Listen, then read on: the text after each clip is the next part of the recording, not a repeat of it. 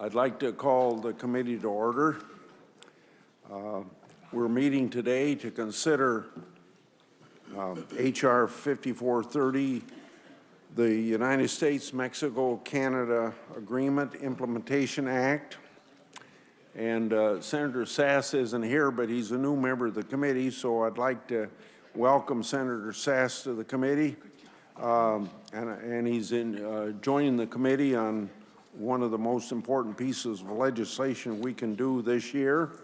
And I'm glad to have Senator Sass as a new member of the committee.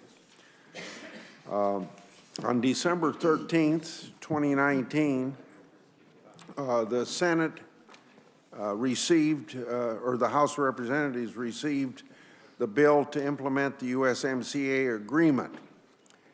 Under fast-track rules, the committee cannot amend the bill. We will vote today only on whether to report the bill. Before we vote, senators who wish to make statements may do so. In the interest of time, I ask that the statements be limited to 3 minutes, and I know that my staff has had a discussion with everybody's staff about that. I hope that that will be satisfactory to the members. We do have a vote scheduled at 12:15, so I think it's important that we get this done this morning. I think we can.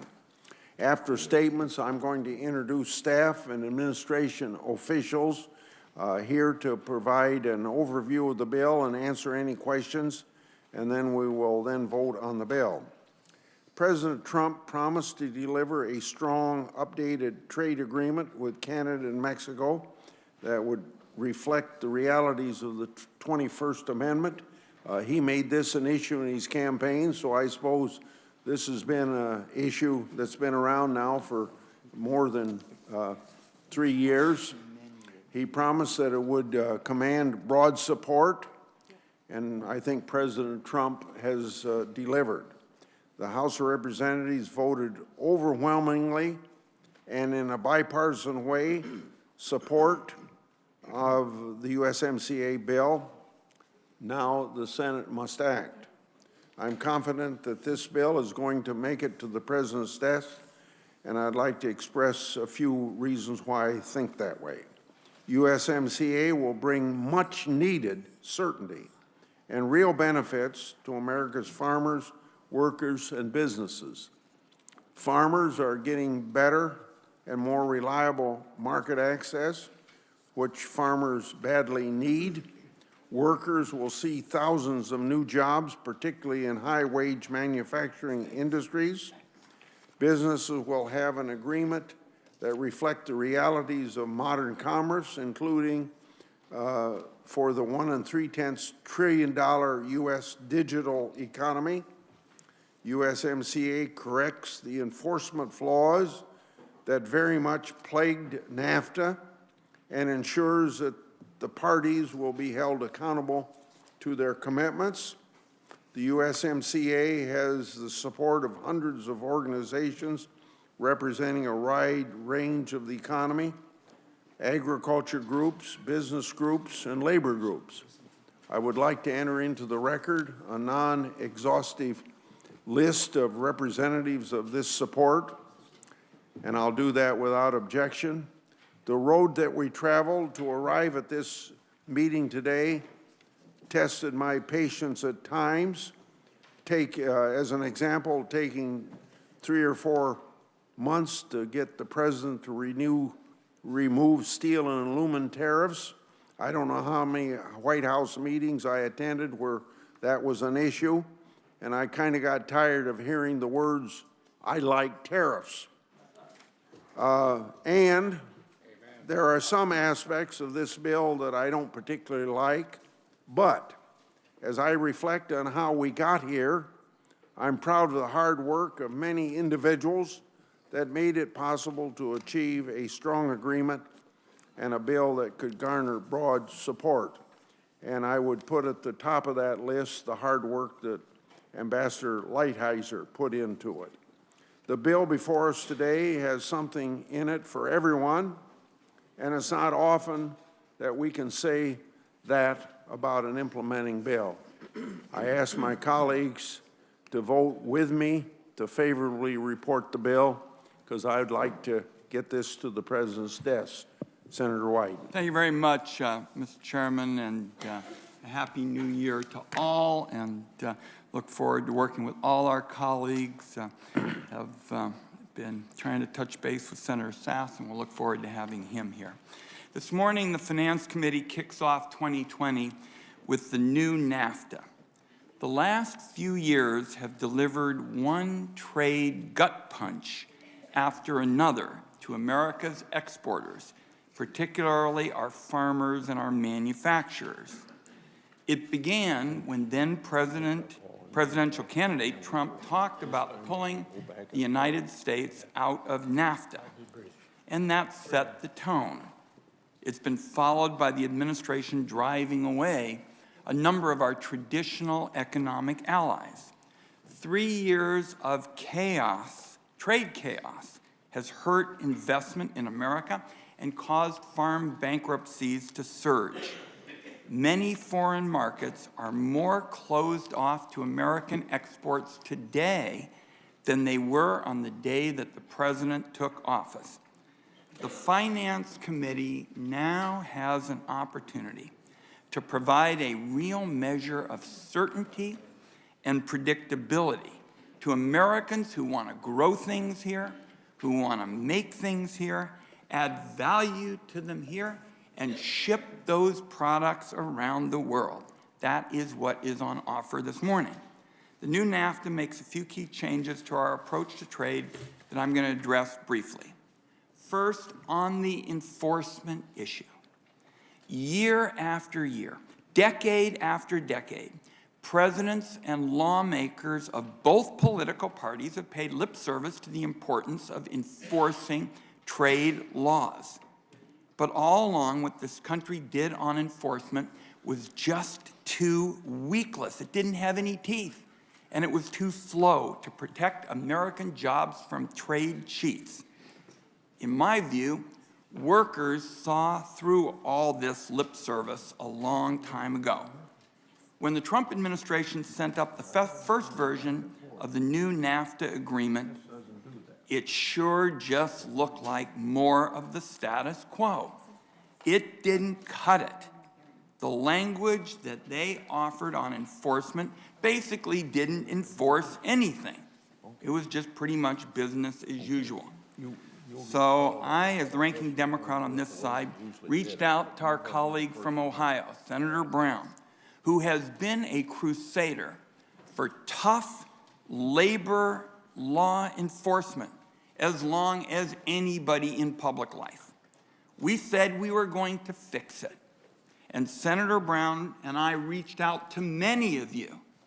Many of us on this side contributed to the enforcement package. We talked to many on the other side. And Senator Brown and I developed a proposal that's all about putting more power directly in the hands of American workers and American businesses so they can fight back when they're getting ripped off by trade cheats. And it responds to what we actually heard in our communities. It's a whole lot faster than what we had before. It's a whole lot stronger than what we had before. And what Senator Brown and I came up with is about putting trade enforcement boots on the ground, helping to identify when factories in Mexico violate labor rules. Then our country can penalize the violators, protect the American jobs they tried to undercut. The enforcement process will take a fraction of the time it has in the past. No more forcing American businesses and workers to wait around for what seems like eons while trade cheats rip them off. So after Senator Brown and I did that, we took our proposal over to our colleagues in the House, and we made it clear we wanted to work with them, we wanted input, support, and after we did that, we went to the Trump administration and said, if you want our support on the new NAFTA, you've got to build on the tough trade enforcement proposal that we have been suggesting. We said this is a prerequisite. This tough trade law enforcement is a prerequisite to getting NAFTA done right. So when you combine this all-in approach on enforcement with new commitments on labor rights and environment, you also shut down the corporate race to the bottom on cheap wages and lax standards. It's about raising everybody else to our standards and taking action when they fall short. So I especially want to thank Senator Brown. I'm sure we'll hear from him for his leadership. And let me make clear that while he and I have our names on this enforcement package, I can look right down the row, literally, Senator Carper, Senator Bennett, every one of these colleagues contributed to this package, and I know a number of Republicans have an interest in these issues as well. I want to wrap up with some comments with respect to something nobody talked about when the first NAFTA came up, and that's technology and digital trade. Digital trade wasn't a part of the original NAFTA because it basically didn't exist when NAFTA was first negotiated. Everybody in this room carries a smartphone that would have met the definition of a supercomputer back in the early 1990s. But when it comes to rules regarding digital trade and tech, our trade laws have remained stuck in the mindset of decades ago. That is a problem today because the internet is now the shipping lane of the 21st century. Obviously, technology and digital trade are right at the center of a modern economy. They account for millions of good-paying jobs in our country. And most important, technology is woven into just about every major American industry. It's woven into autos, it's woven into manufacturing, healthcare, farming, you can go one after another. So when you talk about fighting for new rules on digital trade, you are talking about creating and protecting red, white, and blue jobs in a whole host of important, good-paying industries. The new NAFTA will fight back against trade cheats who want to eat the seed corn of this technological treasure trove, this innovation we have seen in tech. It'll do more to protect our intellectual property and protect American companies from being shaken down for their data. By including established law, colleagues, it will help guarantee that small technology entrepreneurs have a shot at building successful companies in a field now dominated by a small number of Goliaths. On agriculture, new NAFTA helps us send more of our dairy to Canada. More of our wine is going to make it to shelves in stores abroad. It ends harmful discrimination against wheat grown here.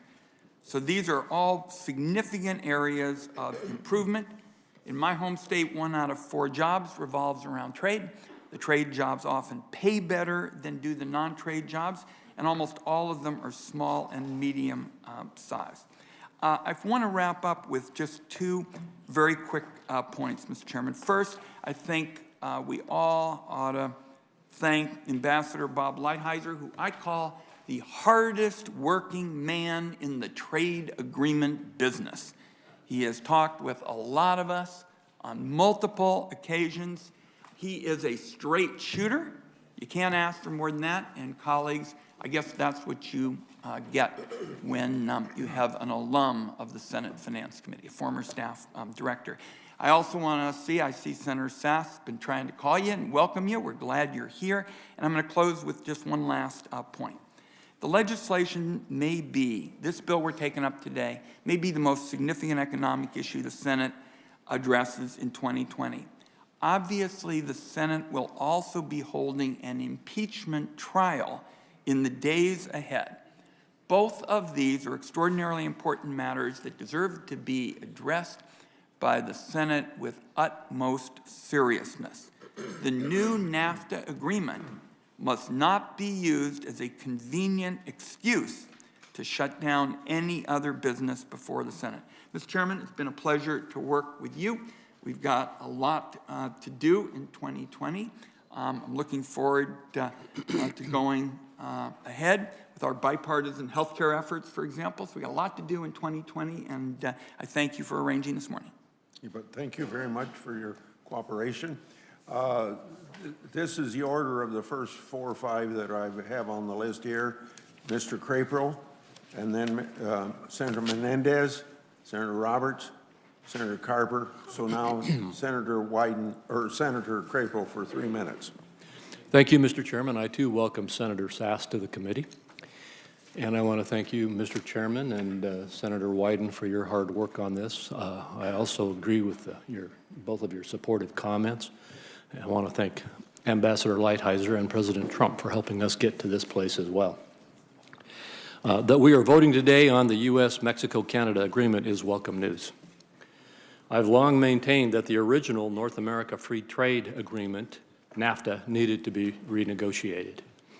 I had concerns with NAFTA because many goods and services originating in the United States received unfair treatment among our trading partners. It also did not provide sufficient market access, nor did it address pricing structures and restrictive trade practices in the dairy industry. President Trump and U.S. Trade Representative Robert Lighthizer forceful negotiations on behalf of America's farmers and workers fulfills one of the President's core campaign promises. Many Americans will see benefits of this updated trade deal with two of our country's 3 largest trading partners. The agreement is projected to raise U.S. real GDP by over $66 billion and create nearly 176,000 jobs. It will expand market access for U.S. farmers with new export opportunities for dairy, poultry, and egg producers. It addresses long-standing non-tariff barriers that restricted U.S. producers' ability to export wheat and wine to Canada. By requiring the use of scientific standards, it will prevent food safety and animal or plant measures from being used as protectionist trade restrictions. It eliminates Canada's Class 6 and 7 milk ingredient price programs that hindered U.S. exports to third country markets. These changes are predicted to increase U.S. dairy exports to Canada by $227 million and Mexico by $50.6 million. Total annual U.S. agriculture and food exports are expected to increase by $2.2 billion. These are just a few of the benefits that American business and rural communities stand to gain. Beyond the many improvements in the agricultural sector, USMCA will be the first U.S. free trade agreement with a digital trade chapter, creating a foundation to help spur the development of trade and investment in digital products and services. To that end, it will establish information sharing tools to help more than 120,000 American small and medium-sized businesses that export goods and services to Canada and Mexico take advantage of the USMCA. I applaud President Trump's decision to renegotiate this pact and commend the efforts of Ambassador Lighthizer to get this deal done. Thank you, Mr. Chairman. Senator Mendez for 3 minutes. Thank you, Mr. Chairman. Back when I served in the House of Representatives, I took a strong stand against NAFTA. I did so because NAFTA lacked strong, enforceable rules to protect workers and ensure that American families actually benefit from trade. I feared NAFTA would only intensify outsourcing of manufacturing jobs and contribute to stagnant wages for the American middle class. And unfortunately, I was right. So I was concerned that USMCA would repeat these same mistakes. But now, thanks to the work of congressional Democrats, USMCA includes upgraded rules to protect workers across the continent. And because of these improvements, I will support this agreement. However, this negotiation was not only a chance to right NAFTA's wrongs, it was an opportunity to lay the foundation for future growth in America's most competitive industries. Unfortunately, we didn't fully seize that opportunity. I'm disappointed that USMCA lacks strong intellectual property protections that promote innovative jobs in New Jersey and across the country.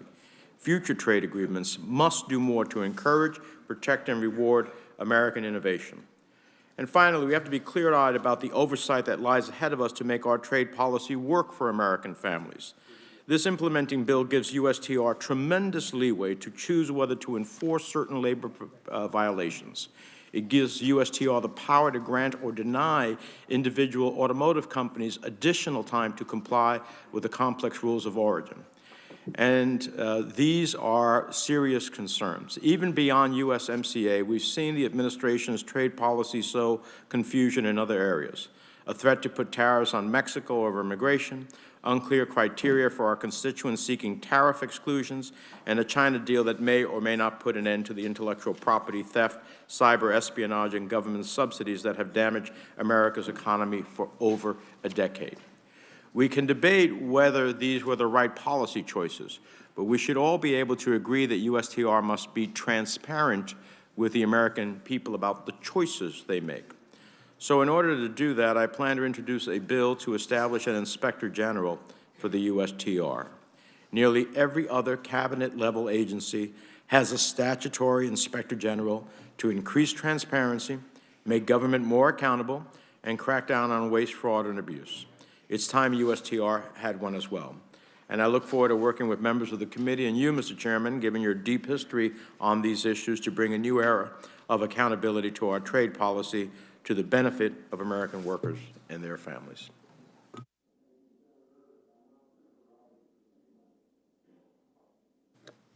Thank you, Mr. Chairman, for your leadership, for your strong advocacy of the United States-Canada Trade Agreement, USMCA, which also stands for the United States Marine Corps always.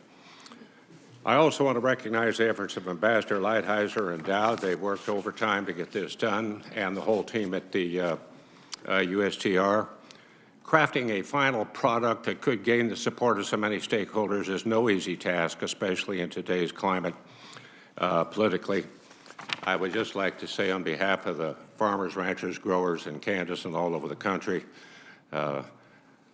they have made one thing very crystal clear over the past year: pass USMCA now. Times are challenging right now in farm country. They have been ever since 2014. We continue to be in a very rough patch.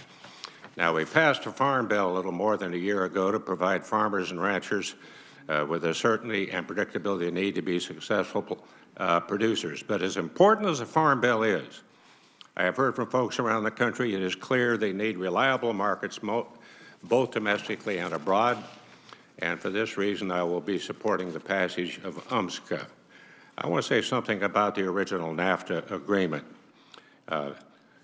Back in 2018, the two countries accounted for approximately 30% of the value of total U.S. agriculture exports. The value of U.S. agriculture exports to Canada in 2018 was over $20.8 billion, an increase of 276% since NAFTA was signed into law. For exports to Mexico, the value of U.S. agriculture has grown 316%, from $4.6 billion in 1994 to $19.1 billion in 2018. Seems to me that's pretty good for a trade act that has been described as the worst trade bill ever written.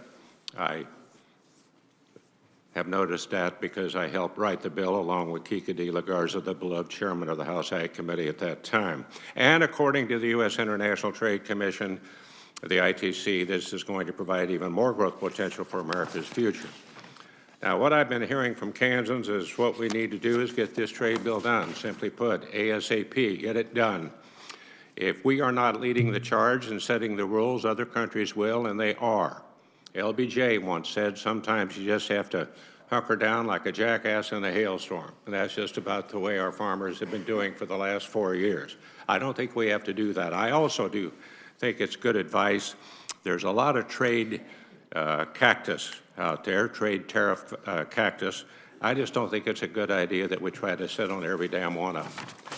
Thank you, Mr. Chairman. I look forward to final passage of the United States-Mexico-Canada Trade Agreement, USMCA.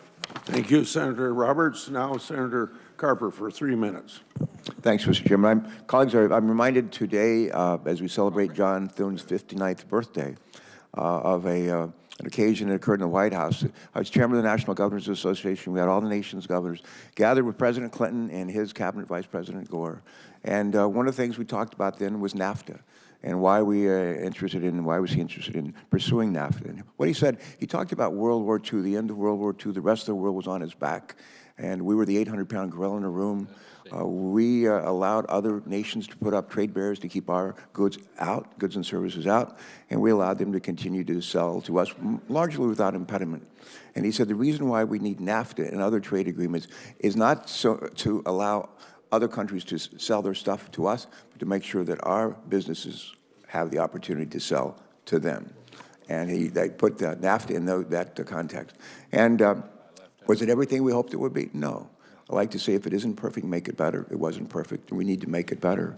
When our friend Robert Lighthizer was nominated to be the trade rep, he came to see all of us, and as he's going through the nominating process. And I suggested to him that he reach out to Michael Froman, trade rep during the Clinton administration. I said, Michael had been involved in negotiating something called Trans-Pacific Partnership. They had already negotiated pieces of that trade agreement with Canada and Mexico. 12 nations in all, 40% of the world's trade. And I said to Mr. Lighthizer, I said, before you go reinventing the wheel, find out what was negotiated in the last administration. I urged him to put Michael Froman on his speed dial, and as we went forward. And to his credit, they have communicated a lot in the last couple of years. I think it's been good for those negotiations. I wish we had not walked away. I wish the last administration or this administration hadn't pulled us out of TPP. I think that the idea that we were leading a 12-nation group for trading, we were the leader, 40% of the world's trade, China on the outside looking in. And why we walked away from that agreement, I'm not sure, but we did, and now we have USMCA before us. And is it better than NAFTA? You bet it is. And we want to commend those who worked hard to make it better. Especially want to commend the trade rep, our trade rep, who does work hard. I want to commend a number of our colleagues, Sheridan, and our ranking member, Ron Wyden, and others, Democrats and Republicans, who worked hard. I want to thank especially Ben Cardin's not here yet, Sheldon's not here yet, but they work with me and others on the environmental provisions to make sure that they are enforceable, not just words on a piece of paper, but they are enforceable. I understand in the House with whom we worked on a number of these provisions, the House passed this bill by 385 to 41, bipartisan support, and I think this measure deserves that same kind of bipartisan support here. Thank you. Thank you, Senator Carper. Now, Senator Cornyn for 3 minutes. Thank you, Mr. Chairman. This hearing's been a long time in the making, and I'm glad we're finally getting around to the USMCA. I want to commend the President and the U.S. Trade Representative for their hard work and determination in achieving this goal despite consistent political headwinds. I also want to thank Chairman Grass and his staff for considering an issue important to my state in the committee report involving a product called Sotol. I believe that the provisions in the agreement, absent some clarification in the committee report, would contravene congressional intent that prohibits deception of consumers with respect to distilled spirits products. So we'll look forward to working with the chairman and the House on that port language. As a Texan, I've long understood and appreciated the close economic relationship with our neighbors to the north and the south. The U.S. Chamber of Commerce estimates that NAFTA supports about 13 million jobs in the United States. In 2018, Texas exported more than $137 billion in goods and services to Canada and Mexico. This trade supports an estimated 950,000 jobs in Texas and has helped make our state's economy the 10th largest in the world, not just in the country, but in the world. Much of this was made possible because of NAFTA, which, as we know, took effect a quarter of a century ago. And a lot has happened since that time. As beneficial as NAFTA has been in creating positive changes, we can all agree it's time for an update, and that's precisely what the USMCA will do. It brings NAFTA into the 21st century. It will provide economic certainty, reduce tariffs, and a greater opportunity for all sectors, including our farmers, ranchers, and producers, manufacturers, and goods and services. It'll provide needed infrastructure along the border as well. I worked closely with Ambassador Lighthizer and the administration to secure funding for the North American Development Bank, which I'm glad was included in the agreement. This will provide $215 million to strengthen infrastructure and improve quality of life in our border communities as well as those of our neighbors. Mr. Chairman, while I'm sympathetic to a number of the issues that I believe our friend, the senator from Pennsylvania, will raise here, I do believe that this is a good agreement. It is not a perfect agreement, and on net, I think it deserves my support. Thank you very much. Thank you, Senator Cornyn. Now, Senator Brown for 3 minutes. Thank you, Mr. Chairman. As many members of this committee know, I voted no 25 years ago on NAFTA and have voted against every trade agreement since, because every trade agreement has been written by corporations to maximize corporate profits and to reward corporate executives, always at the expense of workers, always at the expense of the middle class. We've seen the consequences, a shrinking middle class, an economy that works for corporations, but for fewer and fewer workers, especially in the industrial Midwest. President Trump's initial draft of this agreement was just more of the same, another pro-corporate trade deal written by special interests. But Ranking Member Wyden and I fought for changes alongside Speaker Pelosi and labor leaders that make real and important steps toward putting workers at the center of our trade policy. We know why corporations move jobs overseas. They can pay lower wages, they can exploit workers. The only way to stop that race to the bottom is by raising labor standards in every country we trade with. That's why Ranking Member Wyden and I authored a completely new way of holding corporations accountable, our Brown-Wyden worker protection provision. For the first time ever, a worker in Mexico can report through an anonymous hotline that her employer is violating her right to form a union, and within months we can take action against the company. Brown-Wyden is the first improvement to enforcing the labor standards in our trade agreement since we've been negotiating trade agreements. And when Mexican workers have the power to form real unions and to negotiate for higher wages, it helps American workers. Right now, Mexican workers can be paid as little as $6.50 a day, not an hour, a day. And we've been asking American workers to compete with that. We've already heard some critics say Brown-Wyden will force Mexican wages to rise. To that, I plead guilty. That's the entire point, to take away the incentive for American companies to shut down production in Mansfield and Cleveland and Dayton and move those jobs to Mexico.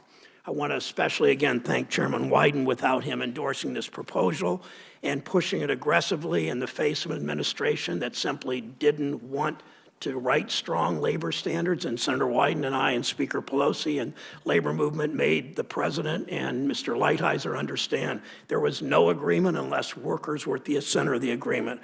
I'd also like to thank Nora Todd and my staff for her unrelenting work for years, often thinking we were in the wilderness, but coming forward and making this happen. We must be straight with American workers. One deal that Democrats fixed is not going to bring back auto plants like the president promises. I have real concerns that the auto rules of origin are much weaker than the administration says. I ask the chairman and the ranking member to commit to working with me to ensure companies actually comply with these rules and to strengthen them if we need to. And we still have more work to do to make our trade agreements more pro-worker. I'm voting yes for the first time on a trade agreement because by including Brown-Wyden, Democrats have made this agreement, Democrats in the labor movement, much more pro-worker and set an important precedent that Brown-Wyden must be included in every single future trade agreement. Thank you, Mr. Chairman. Senator Brown, thank you. Now Senator Bennett. Chairman Grassley and Ranking Member Wyden for holding this markup and for your leadership on this matter. Trade with Canada and Mexico is vital for our country's economy and certainly for Colorado's economy, from businesses on the Front Range to farmers and ranchers on the West Slope and the Eastern Plains. Last year alone, we exported $2.7 billion in goods and services to Canada and Mexico. While NAFTA helped establish these trading partnerships, I've long said that we should modernize NAFTA as our economy develops. While President Trump's initial effort fell short, the work that Senator Brown and Senator Wyden did to fill the gap, assuring more resources and more tools to hold our trading partners accountable on labor and on the environment. I'm thankful for the work on both sides of the aisle to get us to this point, and I support USMCA because it not only maintains key export markets for Colorado, it brings North American trade into the 21st century. At the same time, we have to be honest. Passing the USMCA will not ease the enormous pain and uncertainty from the administration's feckless trade policy over the last 3 years. Every day, the president's unpredictable behavior casts a shadow of uncertainty over consumers, small businesses, and agricultural producers. This year alone, Mr. Chairman, there's an increase of farm bankruptcies by 23%. Farm incomes have fallen, and what they're exporting overseas has dropped like a stone. Every day, farmers and ranchers are left to wonder if the president's next tweet will collapse the value of crops they've already planted. And unlike this administration, they know that future growth will come from new, fast-growing overseas markets. Instead of securing those markets, the president is ceding them to foreign competitors while forcing hardworking Americans to bear the costs of his tariffs and trade bill. So while I'm grateful that Congress is taking swift action to pass USMCA, today's vote is not enough. We must do more to grow export opportunities and lift up standards around the world. And this administration must act responsibly for the sake of American workers, farmers, ranches, and businesses. Thank you, Mr. Chairman. Thank you, and now it looks to me like we have Thune, Portman, and then Warner. Okay, thank you, Mr. Chairman. This markup has been a long time coming for the farmers and ranchers of my home state of South Dakota and around the country who are struggling. Today, we have an opportunity to move forward on a trade deal, the United States-Mexico-Canada agreement, that would hopefully bring them some relief. Thanks to low commodity prices and livestock prices, natural disasters, and protracted trade disputes, farmers and ranchers in my state of South Dakota and around the country have had a tough few years. When I talk to farmers and ranchers at home in South Dakota, they continue to emphasize that the most important thing that Washington can do to boost our agricultural economy is to take action on trade agreements to expand markets. Farmers and ranchers need access to new and expanded markets for their products, and they need certainty about what international markets are going to look like in the future. USMCA will help meet those needs. It will preserve and expand farmers' access to two critical export markets, and it will give farmers certainty about what those markets will look like long term. I'm particularly pleased with the improvements the agreement makes for U.S. dairy products. South Dakota has experienced a major dairy expansion over the past few years, and this agreement will benefit U.S. dairy producers by substantially expanding market access in Canada, where U.S. dairy sales have been restricted. The U.S. International Trade Commission estimates that the agreement will boost U.S. dairy exports by more than $277 million. The agreement will also expand market access for U.S. poultry and egg producers, and it will make it easier for U.S. producers to export wheat to Canada. And of course, the benefits for the agriculture industry are just one part of this agreement. Virtually every sector of our economy will benefit from the United States-Mexico-Canada agreement, from manufacturing to digital services to the automotive industry. And it should come as no surprise, then, that the USMCA will create 176,000 jobs and increase wages for workers. Now, this is not to say that I don't think the administration could and should have gone further in certain areas. For example, as a consistent supporter of country of origin labeling, I wish the administration had been able to find a solution to restore cool, add value to our domestic ag products, and to eliminate the risk of future trade sanctions. But we cannot let the perfect become the enemy of the good. There are thousands of farmers and ranchers in my state and around the country who are waiting for the relief that this agreement will bring. It is past time to pass this trade deal. I will be voting yes on USMCA, and I would encourage my colleagues on this committee and in the United States Senate to do the same. Thank you, Mr. Chairman. Thank you, Senator Thune. Now, Senator Portman. Mr. Chairman, thank you, and I want to particularly commend the team at USTR for negotiating this. Bob Lighthizer is not with us this morning because he's working on the next agreement, but it's great to have some of the staff here. I want to particularly point out John Melly, who's a professional staffer with whom I had the opportunity and the privilege to work when I was at USTR, and he was the chief staff negotiator. This has been over 2 years of hard work. Frankly, it sat up in the House for over a year. It's exciting that we're finally here, and we're going to get this done because it's good for Ohio and it's good for America.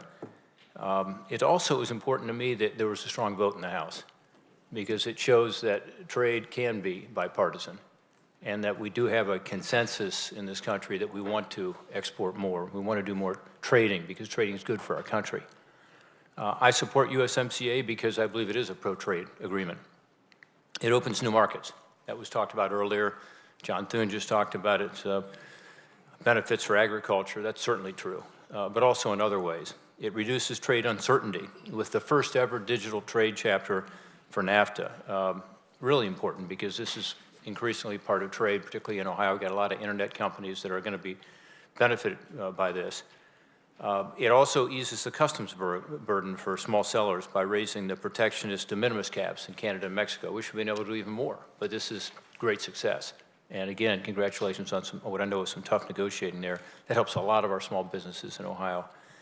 I've already mentioned the internet economy rules that avoid the kind of digital protectionism that otherwise could happen, but also this level the playing field issue that was talked about earlier. My colleague from Ohio and others have talked about this. The rules of origin is really important to Ohio. We're the #2 auto state in the country. Auto manufacturing has become increasingly high-tech. And these rules of origin for cars are important because they've begun to leak as parts have come in from China and, frankly, other countries that have been free riders on the NAFTA preference. So I think that's appropriate. I don't know why it's considered to be inappropriate to say, look, if you have an agreement with the United States, well, we'll give you this preference. If you don't have an agreement, you can't free ride on our agreement by coming in. And, frankly, what it's going to do is encourage other countries to have trade agreements with us. So I think it's a good thing for expanding trade. The rules of origin also require that 70% of the steel in vehicles made in North America are made in North America. That's the first time ever as well. And I think that's also important. And this is all in USMCA, but not in NAFTA. The NAFTA labor and environmental standards have been talked about. They were promises on paper, but not enforceable under NAFTA. Now they are enforceable. It updates the standards as well, which hasn't been talked about as much, and that's important, just to bring a 25-year-old agreement up to speed. We had to do that. So, look, is it perfect? No, no agreement's perfect, but this is a big improvement. And a vote for NAFTA is a vote for these improvements. A vote against it, of course, is a vote for the status quo. I'm pleased that Sharon and Gary Pinus, who are in Columbus, Ohio, who have contacted me, are now going to be able to, in their budding eBay business, to be able to have more access to Canada and Mexico, our biggest trading partners from Ohio by far. I'm pleased that Frank Burkett, who's contacted me, who's a dairy farmer whose farm I visited in Canal Fulton, Ohio, is going to be able to sell more to Canada and get his prices up. I'm pleased that our auto workers around our state are going to have a more level playing field. This is all critical and all why I think it's so important that we do move forward with this agreement today. So again, congratulations, Mr. Chairman. I look forward to being a yes today and to getting this onto the Senate floor as soon as possible. Now, Senator Warner for 3 minutes. Thank you, Mr. Chairman. As we all know, strong trading relationships improve our nation's economy. I'm optimistic that this trade agreement will help American farmers, ports, manufacturers, retailers, and workers. As others have pointed out, this deal addresses issues like digital trade that NAFTA couldn't fully anticipate and decreases market barriers to agricultural products that have been huge points of concerns for Virginia farmers. I want to add my colleagues' congratulations to Ranking Member Wyden and my friend Senator Brown and our House colleagues, because now this agreement finally includes strong labor protections to ensure that companies in our partner nations are held accountable and that American workers can compete on a level playing field. Overall, I'm hopeful this agreement will provide the consistency and stability that the business community needs. At the same time, I worry that the process that led us to this point may result in reduced U.S. credibility and trust from our allies and closest trading partners. Throughout the negotiation process, the President's efforts to levy tariffs on Canada and Mexico and to make repeated threats to withdraw from NAFTA or to heedlessly close the border with Mexico have exemplified the troubling and erratic approach to trade issues that we've seen from the administration. Our trade relationships are a key form of diplomacy, allowing us to increase U.S. influence abroad and deepen our relationships with foreign partners in ways that benefit not just American prosperity, but U.S. security and leadership. Alienating our closest allies with the misuse of national security tariffs is counterproductive and endangers American security. That's why Senator Toomey and I have offered the Bicameral Trade Authority Act to curb abuses of the 232 authority. I'm hopeful that with ratification of this deal, this committee will have an opportunity to re-examine those efforts in a bipartisan fashion. Finally, and I made an agreement with the ranking member not to raise this issue during these considerations, but I do want to take note that I have serious concerns with the inclusion of safe harbor language modeled on Section 230 of the Communications Decency Act. Congress is beginning at this point an important bipartisan debate about whether Section 230 is working as intended. And many, including many prominent civil rights groups, believe that Section 230 has allowed internet intermediaries to ignore misuse of their platforms by bad actors. This is an issue that I think needs our attention and that I hope that we can revisit in a bipartisan way. Again, I commend everybody who worked on this, and as I mentioned earlier, you know, it's going to be unique to follow Sherrod Brown on a trade piece of legislation. Thank you, Senator Warner. Now Senator Langford. Senator Langford. Mr. Chairman, thank you. About 3 years ago, President Trump announced that he was going to revisit NAFTA. And a lot of folks around the country that had benefited from NAFTA long term looked at it with a little bit of a nervous eye. NAFTA has put, for the last 25 years, a really good playing field for having low or no tariffs across North America. And what we've seen is billions of dollars in trade in Canada and Mexico being by far our largest trading partners. For the last 2.5 years, Trump administration, through their negotiations and through a lot of word through the media back and forth of what's going to happen or what's not going to happen at the end of the day, have actually locked in a trade deal. It is a bipartisan trade deal. It is a message to every other country around the world that the United States is going to be a tough trading partner to be able to get into negotiations. But at the end of it, we want to get into an actual trade deal and to get something signed and done. My conversations with the president over the last 2.5 years have circled over and over again, is your goal to have high tariffs, or is your goal to have low or no tariffs? And again, he has repeated to me privately, and again, he has stated in different ways publicly, his goal is to get to low or no tariffs so that we can open up trade, but it has to be a fair process at the end of the day. This revision of NAFTA gets us back to an agreement with Canada and Mexico that gets back to low or no tariffs across North America. It takes the vast majority of the existing zero tariff treatment from NAFTA, forwards that, and deals with some of the issues that we've dealt with in Oklahoma for a long time, like wheat. When you drive across the western and northern part of my state, you see beautiful wheat fields. Those beautiful wheat fields feed our kids, feed our families. But when they go into Canada, Canada has a different way of grading that wheat that drops the price there and has been a problem for Oklahoma farmers for a very long time. This deal finally deals with the wheat issue that we've had in Oklahoma for a long time with NAFTA. This deals with digital trade. It deals with intellectual property. It deals with multiple other updates to agricultural goods like dairy and eggs and poultry, things that are exceptionally important that finally get resolved. So there's a lot of good that's in this. I'm glad they've kept a lot of the things that have been beneficial in NAFTA in the past and have done a sufficient update to this in the days ahead because it desperately needed an update. And after 2.5 years of consternation across the country of will we actually get a trade agreement done, we're actually getting a trade agreement done, and I hope it sets a platform for every other country negotiating with us to say we actually want to get trade agreements done and to get everyone to the table and get something finalized. So with that, I thank the chairman. There's a lot of this that I would have done very, very differently, but I'm glad that we're sending a message worldwide that we're open to trade again. Thank you, Senator Langford. Now Senator Hassett.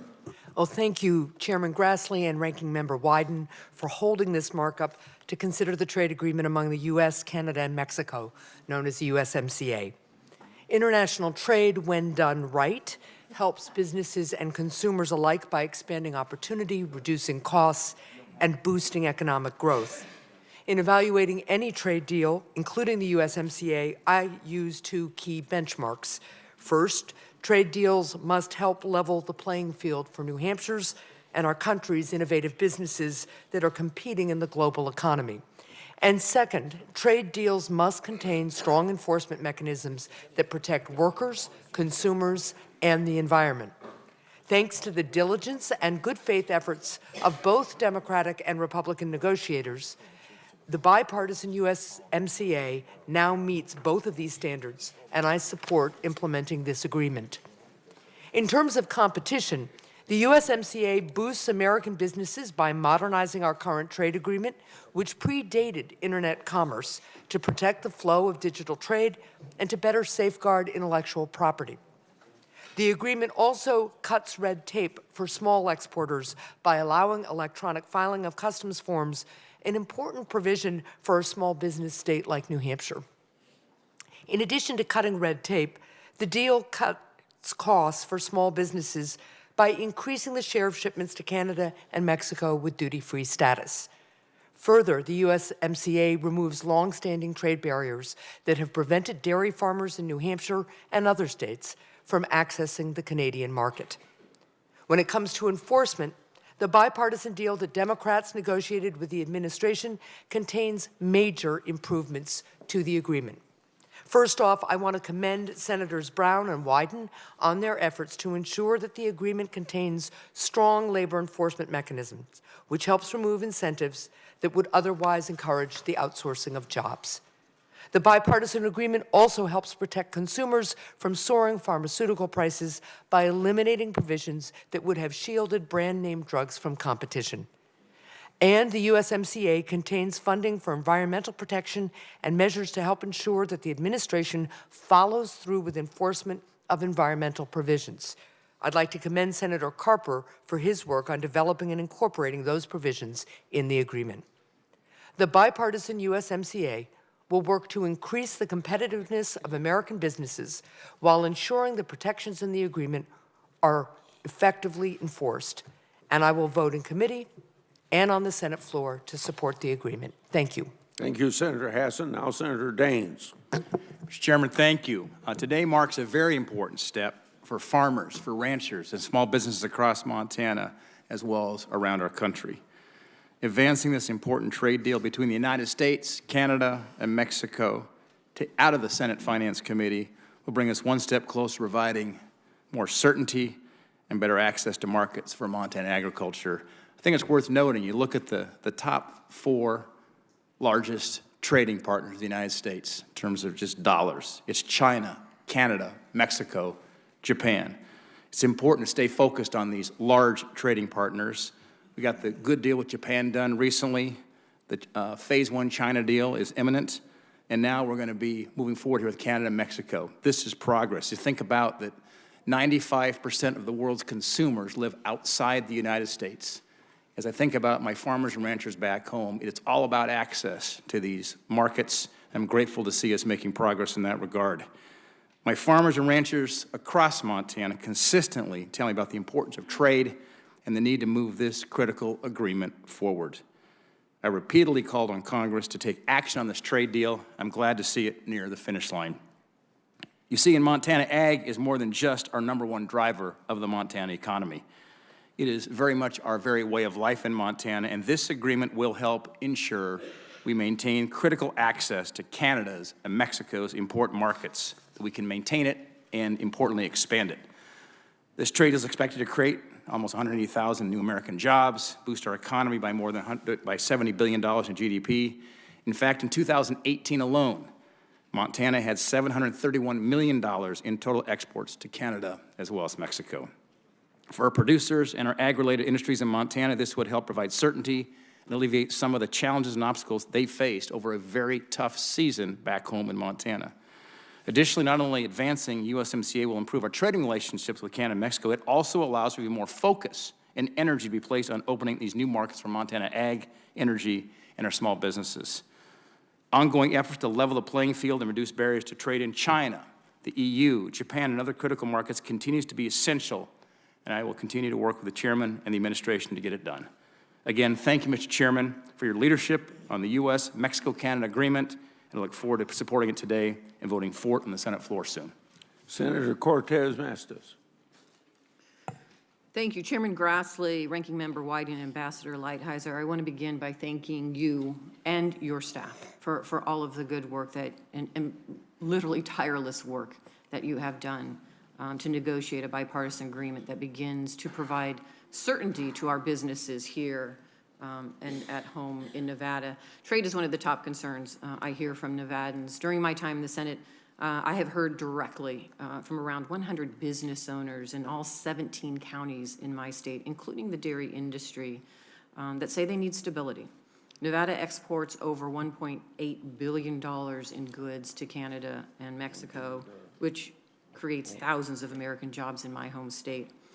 And Nevadans need a fair trade deal that protects workers and provides businesses of all sizes the ability to plan so that they can grow.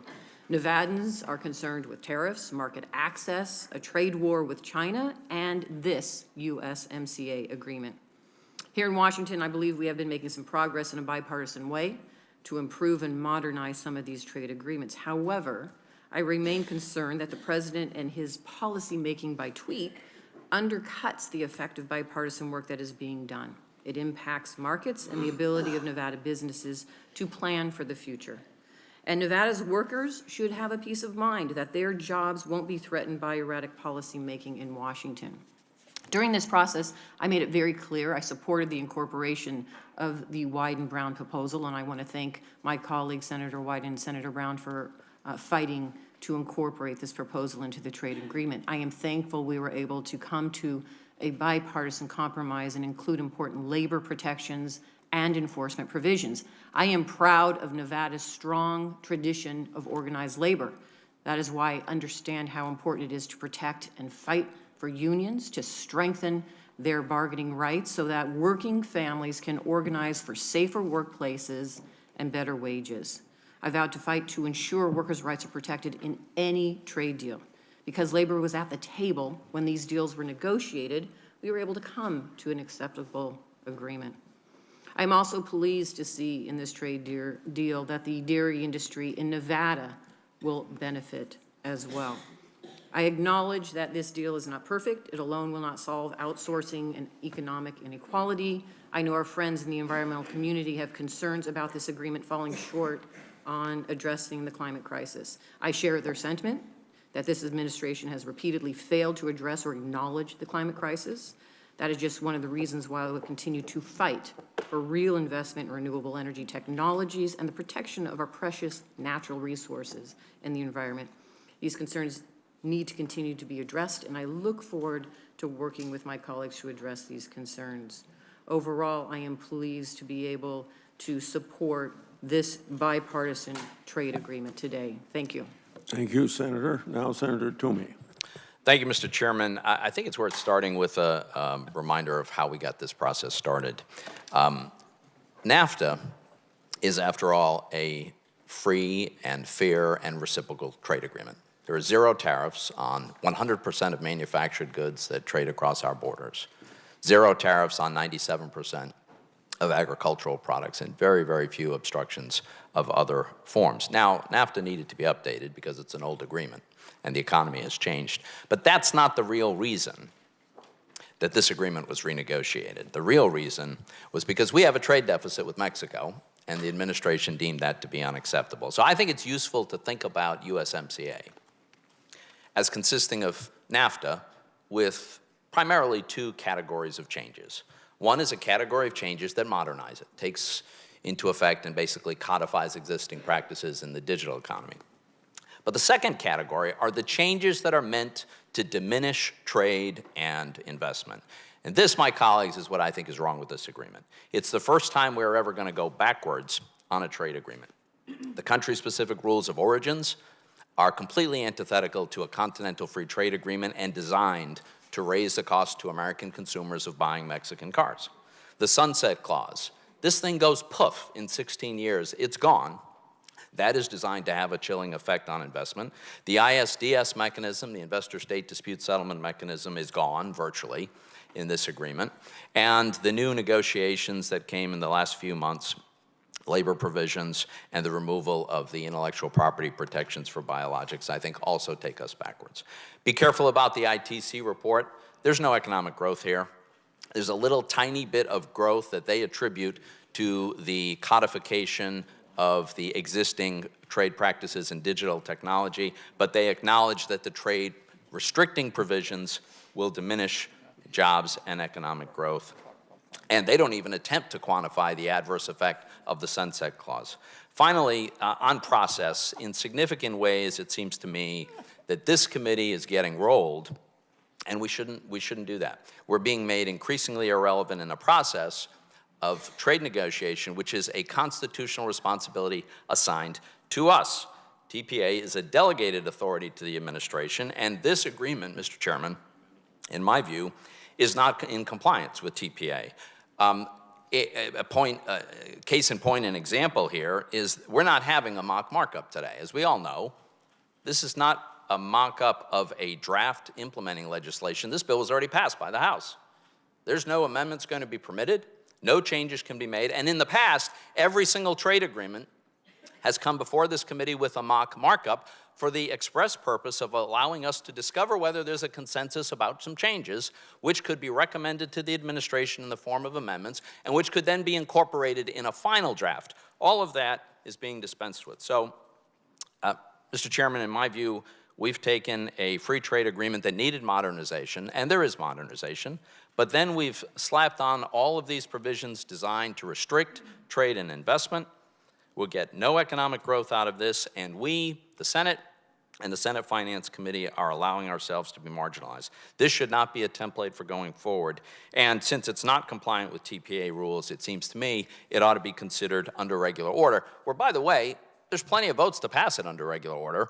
I think for the sake of the integrity of TPA and for legislative filibuster, we should not consider this under TPA. Thank you, Mr. Chairman. Thank you, Senator Toomey. Now it'll be Senator Casey, and I'm going to step out for a minute. So after Casey's 3 minutes are up, Senator Sass is up. Mr. Chairman, thanks very much. As the Auditor General of Pennsylvania way back in the 1990s, I opposed NAFTA. That was in 1997, to be specific. In the interim period, as a public official in our state, I fought a lot of battles for workers and for worker rights. When President Trump came into office in 2017, I was somewhat hopeful that he would stay true to his word on trade. However, in 2018, he signed a corporate trade deal, which only was improved, I should say, by the Herculean efforts by Democrats and by the men and the women of organized labor. I applaud those efforts over many, many months now, and I'll support this agreement. We must be clear-eyed, though, about what this agreement doesn't do and what it does do and what it doesn't do. This agreement will not fix outsourcing. It will not do nearly enough to bring jobs home or rebuild our communities, which have been devastated by trade over time. But this agreement is a measurable improvement on the status quo and represents a step forward in what trade proposals of the future should look like. I applaud the work of Speaker Pelosi, Senator Brown, Senator Wyden, and other members of this committee who have fought to get this to a better place on NAFTA rewrite. Our state of Pennsylvania has paid a high price when it comes to trade, and we must continue to move forward to ensure the mistakes of the past aren't repeated and new mistakes are not made. For example, the Economic Policy Institute estimates that NAFTA eliminated 850,000 jobs nationally, most of them in manufacturing. According to a 2015 Economic Policy Institute report, Pennsylvania lost 314,000 manufacturing jobs, 5.7% of total employment between 1998 and 2013. 314,000 manufacturing jobs. The President said he's for workers, but he seems to work only for corporations. Make no mistake about it, Democrats and labor unions are the reason this agreement has enforceable labor standards. Democrats and labor unions are the only reason this agreement has enforceable standards on the environment. Just as it is clear the President's track record on workers and families, President Trump gave large multinational corporations tax incentives to offshore manufacturing jobs. He eliminated the deduction for union dues. He is trying to decimate the Patient Protection and Affordable Care Act, and he's appointed anti-worker corporate judges to virtually every level of our nation's judiciary. This agreement that we're considering now is, as I said, a measurable improvement. Unfortunately, the agreement the President signed in October of 2018 contained zero improvements to trade enforcement and was deficient in both labor and environmental protections. Democratic efforts made today's vote possible, and I applaud those efforts. Thank you, Mr. President, Mr. Chairman, and I'll move on. Thank you for your efforts on the labor protections as well. Senator Sass for his first day here and his opening address to the committee.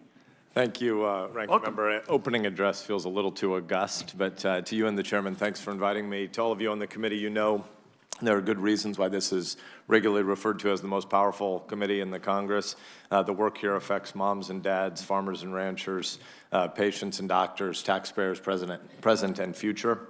And so, Chairman, thank you for having me serve on this committee and for your welcome, and it's good to follow you in your chairmanship on a second committee. I'm also extremely eager to have my first vote on this committee be the U.S.-Mexico-Canada agreement. The USMCA should have been done a long, long time ago. It languished in the House for reasons that aren't really that defensible, but it's great that we're finally going to have the opportunity to vote on this trade agreement. Senator Toomey made a bunch of important comments that I agree with as well, and yet we need to, given political realities, get this agreement across the finish line. The USMCA comes at a critical time for Nebraska agriculture. Here's the bad news. Farmers have experienced low commodity prices, excessive supply, weather disasters, global trade disruptions, and the farm economy, as the senator from Kansas has said, is embarrassingly sluggish. But here's the good news. The USMCA trade agreement strengthens our trading relationships with North American neighbors. It is also the foundation for some future trade agreements in terms of modernization of rules and regulations, laws and obligations with conformity, transparency, and verification. According to the USDA Economic Research Service, Nebraska exported almost $7 billion of agricultural commodities in 2018. That puts Nebraska 6th in the nation in trade in ag exports, behind California, Iowa, Illinois, Minnesota, and Texas. If you know your demography, Nebraska is by far the lowest population state of those big six. So the value of Nebraska exports consistently accounts for 30% of our state's total agricultural receipts. The USMCA trade agreement provides security, market access, long-term stability and growth, not only in quantity, but also in the value of our products sold to North American trading partners. This agreement further lays the foundation for future agreements for protection against foul play from China. More mutually beneficial trading agreements will strengthen our position against exploitative trade practices that undermine American influence worldwide. So, Mr. Chairman and members of this committee, I am proud of the efforts by the U.S. Trade Representative. Ambassador Lighthizer is away on different work, but as one of only 2 Republicans who voted against his confirmation, because I have a more pro-free trade view than the ambassador on a lot of issues, I want to compliment him and his team on the way they have dialogued with us and worked with us. The ambassador has been a prince of a man in terms of his willingness to engage and educate and tutor. So here's the bottom line.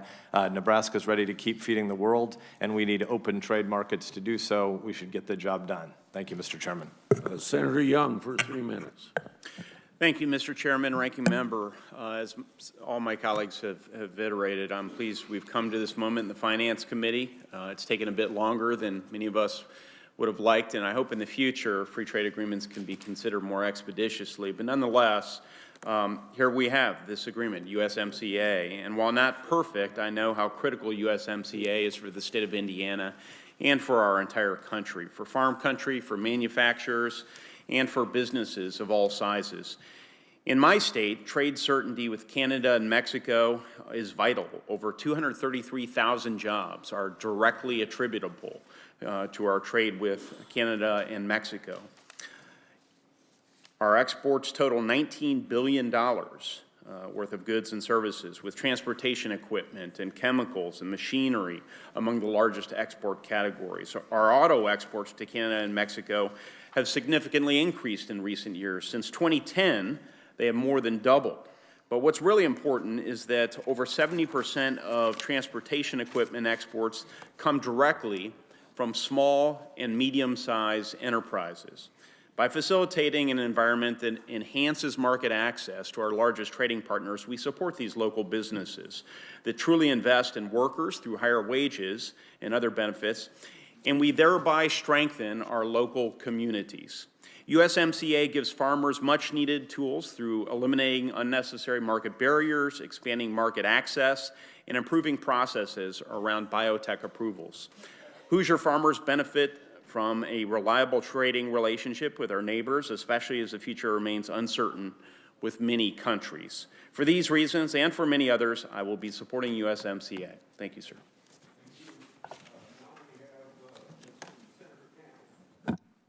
Thank you, Mr. Chairman. The state of Washington is one of the most trade-dependent economies in our country, and we certainly believe in opening new markets. And this agreement, while I could focus today on wheat, dairy, and the digital aspects, or the need to have better enforcement on aerospace, I want to spend my time talking about the $240 million we're going to spend on ensuring that Mexico has capacity building protections. That is, for rights to organize and bargain collectively. I want to thank my colleagues, Senator Brown and Wyden, for helping to implement these provisions on enforcement, but also recognizing that the twin sister of enforcement is capacity building. Why do I believe that we need to focus on capacity building? When we passed the Customs Bill for Trade Promotion Authority, we created a $30 million enforcement trust fund. That trust fund has been used to bolster agriculture, our economy, by also being used to stop illegal logging in South America, to send Chinese a warning about tariffs and quotas on wheat and to get that changed, and to fight European subsidies for commercial aircraft. So that capacity that we put into the Customs Bill has helped us make trade work. The same thing is clear here. If we want to make trade work in countries that don't really understand how to make it work successfully, we can demand all we want, but the United States of America has to be a willing partner in building capacity. So why do I think this is so important? Well, it's a roadmap for where we need to go. This is the first time that I know of where business and labor, companies like Coca-Cola and the AFL-CIO, are in agreement about how to make the rules of the road. They are saying specifically, we believe in the United States of America helping these countries build the judicial system, the labor enforcement system, the protection against child labor violations, and all the things that are so important to make a good trading partner. This is a far cry from building a wall. So in a lot of ways, this bill is a lot more Trumpka than it is Trump. And this is the point I want to make this morning. If our country wants to recognize the growing middle class around the world, the huge economic opportunity that the tipping point has occurred, there are more middle class people than poor people now in the global economy. It's trillions of dollars of economic opportunity. So let's build relationships, let's build enforcement, let's build capacity, and let's get on with what my state already knows, that trade is a great economic opportunity for our future economy. Thank you, Mr. Chairman. Senator Stabenow. Thank you very much, Mr. Chairman and Ranking Member. As I often say in Michigan, we make things and grow things. Because we make things and grow things, trade is a critical part of our economy, and we are clearly a border state. Trade is particularly critical with Mexico and Canada, our two largest trading partners. For a trade agreement to be effective for American families, we need to make sure we're exporting our products and not our jobs, and that's the test for me. Unfortunately, since NAFTA went into effect for more than 2 decades, workers and families in Michigan have seen manufacturing jobs and their livelihoods outsourced to Mexico. NAFTA created a race to the bottom, major incentives for companies to ship their manufacturing jobs and facilities to Mexico so they could pay the lowest wage and offer the lowest benefits possible. When the Trump administration announced they would renegotiate NAFTA, I agreed that a review and a modernization was long overdue. However, when the administration announced that they had reached a deal in 2018, they touted a new agreement that was essentially the old NAFTA for working men and women. There was still no meaningful enforcement to guarantee a level playing field, and it was clear to me that Michigan workers had been betrayed. So I did not support that agreement. Instead, I joined with Democratic colleagues led by Senator Brown, Senator Wyden, who have done excellent work, to dramatically improve the agreement and add more tools on leveling the playing field for workers and protecting American jobs. Because of these substantial improvements, I now intend to support this agreement. But it's not enough to have words on a piece of paper. These new enforcement tools must be used. It's up to the administration and to Congress to vigorously monitor and enforce this agreement. We need a fair trading system that actually addresses labor, environmental, and other violations swiftly when they occur. For example, we were also able to end Canada's Class 7 milk pricing scheme, an issue I've worked on for a long time, and I want to thank Ambassador Lighthizer for his efforts in making this a priority. This pricing scheme allows Canada to manipulate the price of their milk, which in turn lowers the demand for U.S. milk exports. Enforcement of this new language is critical for American dairy producers.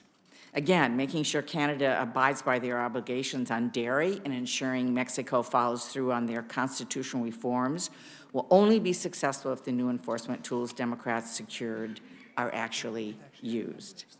I also want to take a moment to say what is not in this agreement and the work that still needs to be done for American workers and families. We should be passing legislation like my Bring Jobs Home Act to close loopholes that reward companies when they offshore American jobs. It's also critical, Mr. Chairman, that we make updates to trade adjustment assistance to support Americans who lose their jobs because of trade impacts. Soon I will be introducing a trade adjustment assistance reauthorization bill to modernize, reform, and strengthen TAA for workers who continue to be harmed by unfair trade practices. Usually, trade adjustment assistance moves as part of a trade agreement, as we know. Because this is not happening with USMCA, I urge that we support displaced workers, that they be a priority for future action in this committee. Again, on behalf of the people of Michigan, I'm laser focused on making sure we're exporting products, not jobs, and this bipartisan agreement creates the tools to do that if we use them. Thank you, Mr. Chairman. Thank you. Senator Whitehouse. Thank you, Chairman. I will be a no vote on environmental concerns. I recognize that a lot of progress has been made in this agreement on trade and labor issues, and I want to thank, on our side particularly, Ranking Member Wyden and Senator Brown for the impressive work that they have done to make those improvements. There's actually even been a lot of progress made on environmental issues, and I want to thank Senators Carper and Cardin for their hard work there. But the progress that's been made on environmental issues started from an embarrassingly, really disgracefully low bar, non-existent bar. So this agreement does not reflect a sense of urgency about what I feel is an appropriately sense of dread about the climate calamities that are unfolding. The wildfires now burning in Australia, the trillions of gallons shedding off the Greenland ice cap. The Earth is sending us profound signals that we have knocked things out of whack on our only home. My state of Rhode Island is facing a new map because sea level rise will force that change. The USMCA does not even mention climate change. That name, that word, that phrase does not even appear. The question for me is, does this agreement work toward protecting us from warming above 1.5 degrees centigrade, or does it not? And in my view, it does not. We have never had CO2 levels on this planet at the levels we see now in the entire history of our human species. It breaks my heart to see Congress sleepwalking into catastrophe on carbon emissions. And it angers my heart to see the fossil fuel industry still so deliberately incapacitating us from taking necessary action. So, for these reasons, sadly, I will vote no. Okay, thank you. Now, Senator Whitehouse, now Senator Scott. Thank you, Mr. Chairman, and thank you to you and your staff for your hard work and dedication on this deal. It is certainly not a perfect deal and not necessarily the deal that I would like us to be discussing today, but it certainly is a step in the right direction. South Carolina is a great case study in the effects of a post-NAFTA world. Our textile community was decimated in many ways from our perspective because of NAFTA. The good news is we had an opportunity to recreate our economy, and we recreated our economy around high-tech manufacturing. And today, in South Carolina, companies like BMW, Bosch, Michelin, and Volvo have all made South Carolina their home. FDI, or foreign direct investment, is a major part of the lifeblood of the South Carolina economy. BMW just recently celebrated 25 years of presence in South Carolina. That's 25 years, $11 billion invested, 11,000 workers, 4% of our state employees are a part of the automotive industry. So as this committee considers this agreement, this administration and future administrations must remember that innovation is what drives America to greatness. Innovation propelled by our workers, like the 4% of South Carolinians in the auto industry, is what drives a successful economy. Additionally, our ag community, our soybean producers concur that the benefits of this agreement outweigh the downside. Dairy farmers like Glenn Easter now have the gold standard to sell in Canada in a fair and competitive market.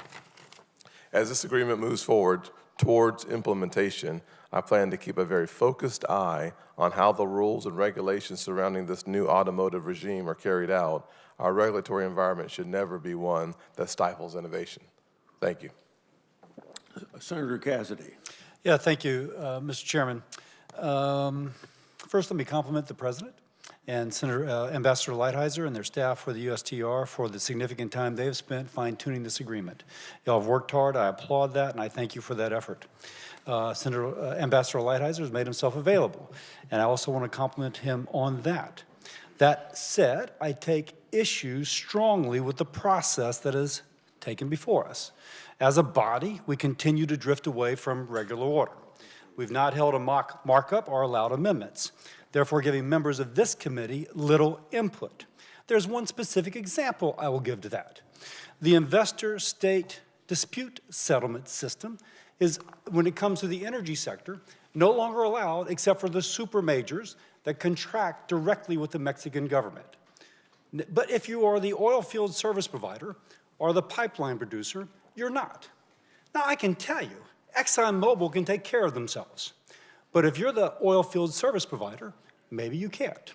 And to Senator Whitehouse's point, my gosh, wouldn't it be great if we were taking that natural gas currently being flared into the atmosphere out of West Texas into Mexico, where the Mexican government could then replace coal or fuel oil being burned with lower greenhouse gas emitting natural gas? Not only would we not flare in the Desa Permian, but we would be substituting that for a higher greenhouse gas producing fuel in Mexico. But we don't have the investor-state dispute settlement system for the person that builds that pipeline. Now, they're going to do so anyway, I gather, but if it's later nationalized, there's no recourse for them. I can't help but notice that the House got a lot of stuff, because the House actually had the ability to say, we're not going to do this unless we get our demands met. We've not had that ability. So we've not had that ability to say, wait a second, this doesn't make sense. The super majors can take care of themselves, but the oil field service provider or the pipeline builder less so. And that could have benefits not just for our economy, not just for the certainty for the Mexican economy for investment, but also for issues such as climate change. I am very disturbed by that, and I think we continue to cede power from this committee to others to the detriment of our society. I yield back. Okay. Now, for the people that are at the table for the next part of our review, we have Meyer Patel of the Republican staff and Greta Peisch of the Democratic staff. We also have John Malee and Maria Bagong from the Office of U.S. Trade Representative here to answer questions. Thank you all for participating. And we're going to ask Mr. Patel to give a brief overview of the bill before we go to questions. And when we go to questions, I will call on you the way you asked recognition. Mr. Patel. Thank you, Chairman Grassley, Ranking Member Wyden, members of the committee. I will start with a general overview and then proceed to discuss the specific titles of the bill. The USMCA implementing bill ensures that the various commitments and rights of the United States under USMCA are effectively implemented, and that there is a smooth transition from NAFTA to USMCA. To that end, the implementing bill contains provisions to implement USMCA commitments, provisions to transfer and amend former NAFTA Implementation Act provisions into the USMCA Implementation Act, and a provision to repeal what remains of the NAFTA Implementation Act. Several provisions specify particular effective dates to facilitate the transition. With respect to the specific titles in the bill, there are 9, which I will briefly summarize. Title 1, Approval of and General Provisions relating to the USMCA. This title includes provisions providing for Congress's approval of USMCA and related protocols, and the Statement of Administrative Action, and the President's Tariff Proclamation Authority and agencies' regulatory authority to implement USMCA. Title 2, Customs Provisions. This title includes provisions providing for rules to determine whether a good qualifies for USMCA's benefits, including special rules that apply to automotive goods, the establishment of an interagency committee to review USMCA's implementation and operation with respect to automotive goods, record-keeping requirements on persons completing USMCA certifications, and authority for the Secretary of Treasury to conduct verification actions on USMCA preferential duty claims. Title 3, Application of USMCA to Sectors and Services. This title includes provisions establishing a process for the U.S. International Trade Commission to investigate whether Mexican trucking carriers are causing material harm to the U.S. long-haul trucking industry. Title 4, Anti-Dumping and Countervailing Duties. This title includes provisions providing for the Commissioner of U.S. Customs and Border Protection to take into consideration that Canada and Mexico are USMCA parties for purposes of trade enforcement and compliance assessment activities relating to evasion of anti-dumping and countervailing duties. It also concludes conforming amendments to reflect that the binational panel system under Chapter 19 of NAFTA will continue under Chapter 10 of USMCA. Title 5, Transfer Provisions and Other Amendments. This title includes provisions that transfer and amend provisions from the NAFTA Implementation Act into the USMCA Implementation Act, such as provisions dealing with duty drawback and relief from import competition under the Trade Act of 1974. Title 6, Transition to and Extension of USMCA. This title has 3 subtitles. Subtitle A repeals the NAFTA Implementation Act and provides for the continued suspension of the U.S.-Canada Free Trade Agreement.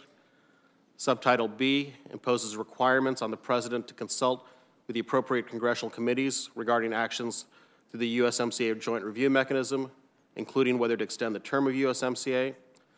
Subtitle C provides that the USMCA Implementation Act will cease to have force to any country that is no longer a USMCA country, or if the USMCA ceases to be enforced with respect to the United States. Title 7, Labor Monitoring and Enforcement. This title has 5 subtitles relating to labor rights and obligations under USMCA. Subtitle A establishes an interagency labor committee for monitoring and enforcement. It will coordinate implementation and compliance with labor obligations, make recommendations to USTR for enforcement actions, and facilitate submissions to the public regarding a USMCA country's potential failure to implement its labor obligations under the agreement.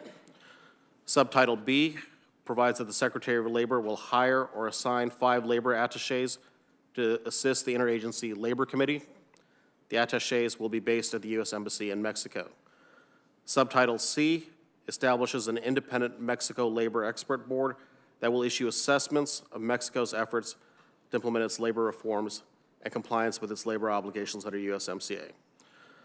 Subtitle D establishes a forced labor enforcement task force to monitor U.S. enforcement on the prohibition of importation of goods manufactured by convict or forced labor.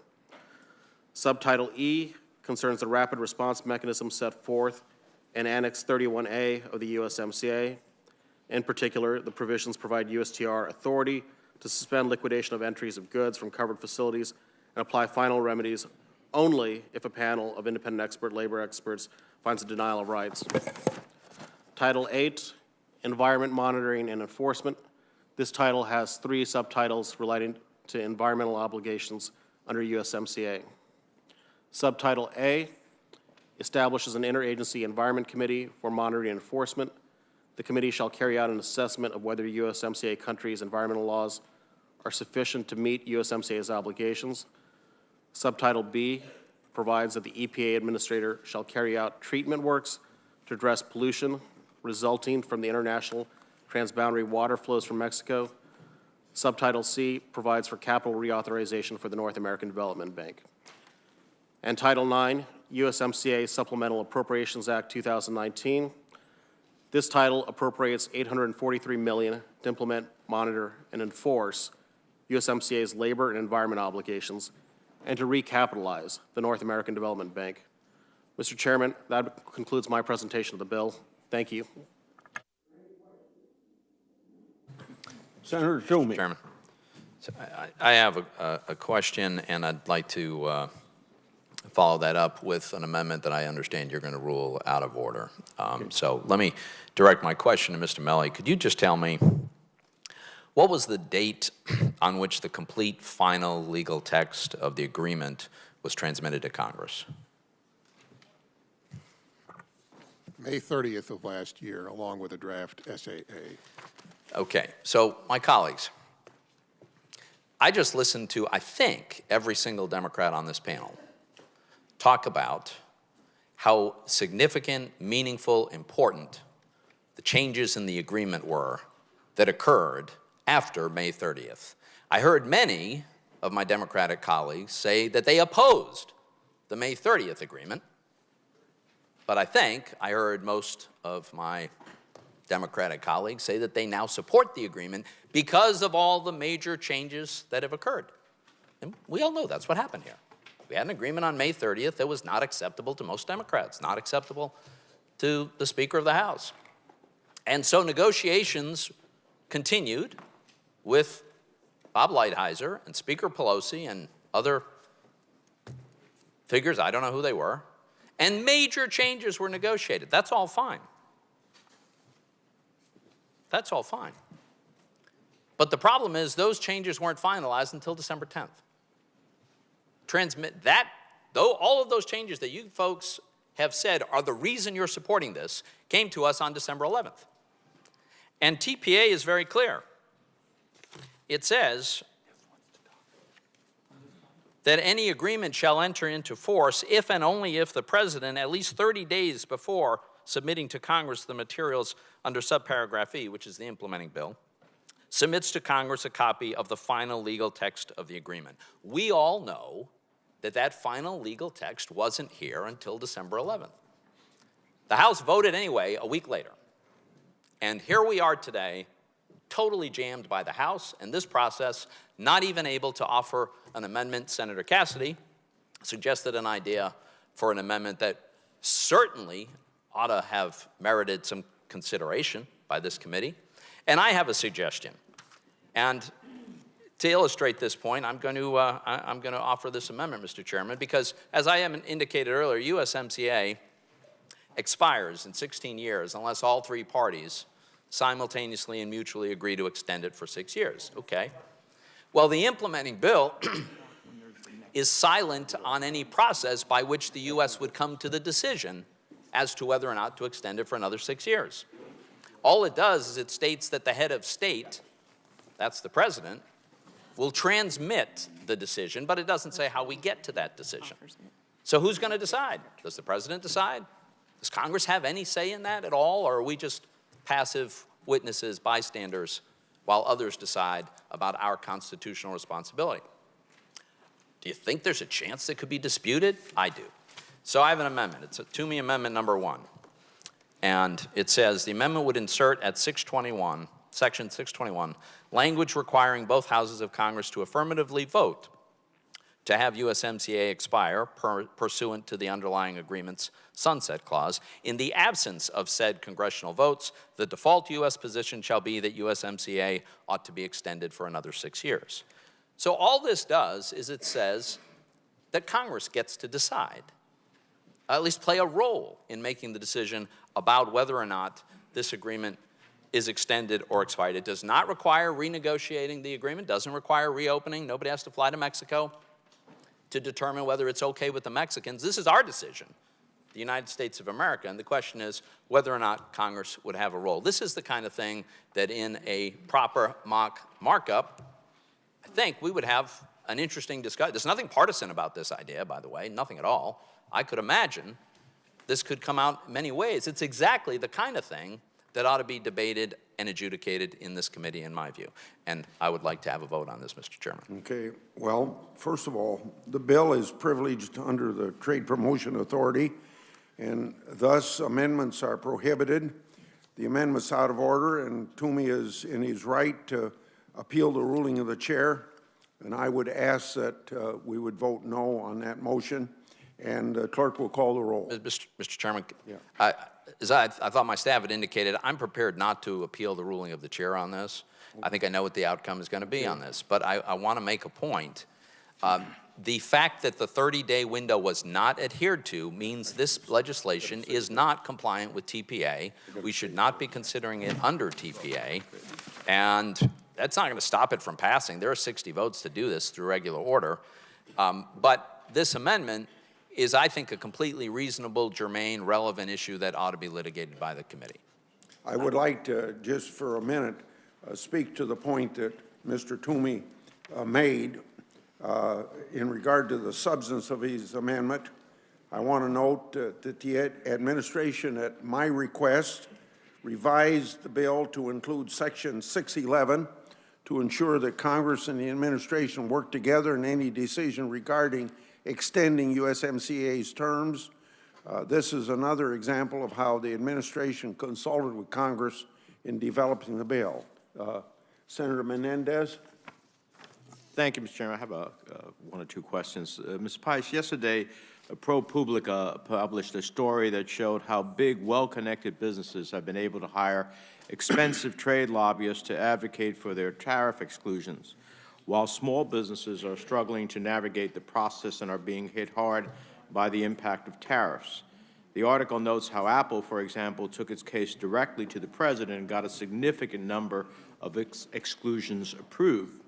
Meanwhile, small businesses like my constituents in New Jersey have had to wait months for an answer and have no way of knowing how USTR will judge their applications. And Mr. Chairman, I ask unanimous consent that the article be entered into the record. Without objection, it will be entered. No one can say that this is a fair, transparent way to conduct trade policy.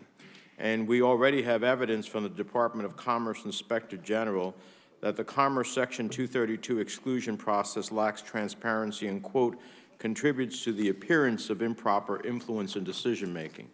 Would it be fair to say that establishing, as we're talking about the implementation of this ultimate trade agreement, that establishing an Inspector General for USTR would help correct the lack of transparency and appearance of favoritism that so many small businesses in New Jersey and across the country feel is taking place with USTR's tariff exclusion process?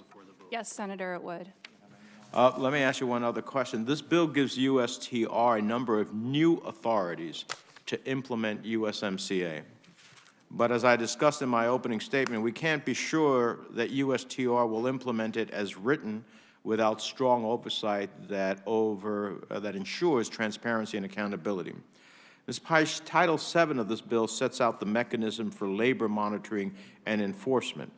Could an Inspector General review USTR's compliance with these requirements to ensure labor cases are being appropriately examined and acted upon? Yes.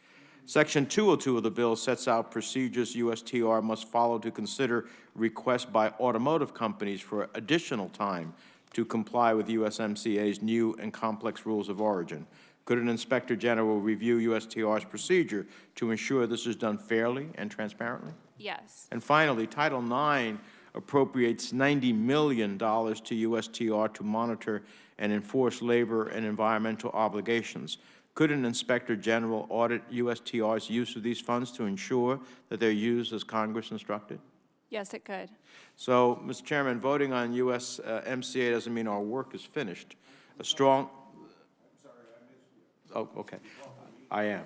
I'm just simply suggesting that voting on USMCA doesn't mean that our work is finished. A strong oversight will be critical to ensure this agreement succeeds, and an Inspector General for USTR would be a valuable tool this committee could use to make sure our trade policy actually benefits American working families. I know the chairman has been a strong advocate of Inspector Generals and their work in other areas, and I look forward to working with you and the ranking member to follow up on this issue. We will do that, Senator Menendez. And Mr. Chairman, if I... Senator Wyden. If I might, I'm going to be very, very brief. Not only do I agree with Senator Menendez, but on this committee, Senator Cornyn and Senator Casey, I think, have really been vigorous in terms of enforcement, trade enforcement. So they're going to have some heavy lifting to do in the days ahead, and Senator Menendez is very much on point. Chairman. Senator Brown and then Senator Portman. Okay. Okay. Okay. Either way, okay. Okay, thank you, Mr. Chairman. Thank you, Rob. I'd like to ask a few questions about Brown-Wyden to you, Ms. Pace, if I could, about the provisions in the included agreement to make sure the committee, that all of us understand how the proposal is intended to work and why it's significant. Senator Wyden and I pushed for Brown-Wyden to strengthen labor enforcement to make the enforcement process more accessible to workers. The question is, Ms. Pace, is it true that under Brown-Wyden, a worker himself can file a complaint through a hotline to kickstart the enforcement process? Yes, Senator. Okay, thank you. In all of our other FTAs, the only labor enforcement available was at the government level. A government can bring a case against another government for systemic labor violations, but that's been it in the past. Brown-Wyden changes that by allowing us to target specific private sector facilities. Can you tell us, Ms. Pace, how long the enforcement process in Brown-Wyden will take once that worker files a complaint through the hotline, and how does that compare to the length of time enforcement under other free trade agreements? Enforcement under the Brown-Wyden procedures would take a matter of months, approximately around 150 days. This is significantly shorter than state-to-state dispute settlement, which in the case of the United States case against Guatemala took over 8 years. Okay, thank you. One of the most groundbreaking parts of Brown-Wyden is it will allow us to take enforcement actions when the violations occur on the factory floor. So if a worker reports violation of his rights to organize it at, say, a call center, we think the complaint has merit. The U.S. can send a panel of labor inspectors to that facility, correct? Correct. And if those labor inspectors find violations on the site when they inspect the facility, we can take action against that specific facility, correct? Correct. What kinds of actions can we take against that facility, if you would explain that? The United States could impose tariffs or apply penalties for first-time offenders, including with respect to imports for which the United States has suspended liquidation during the course of that investigation. So in proportional terms, proportional to the offense, but then in the second and third beyond that, correct? That's correct. So if we find there are labor violations at a car factory, we can apply that penalty to any cars that might come into the U.S. from that factory throughout the investigation, not just going forward, correct? Correct. And what happens to repeat offenders? Does a violation have to happen at the same factory for it to be considered a repeat offense? Or is it considered a repeat offense if a violation occurs at a second or third factory owned by the same company? It's the latter. If it's a factory owned by the same company, it is not a facility-specific repeat offense. It's by the owner. And if there are 3 violations, what happens by the third? For 3 violations, the United States would have the ability to block goods, again, from the company, not the specific facility for that 3rd violation. Is this after walking through this, is this the strongest labor enforcement ever included in a trade agreement, to your knowledge? Yes, it is.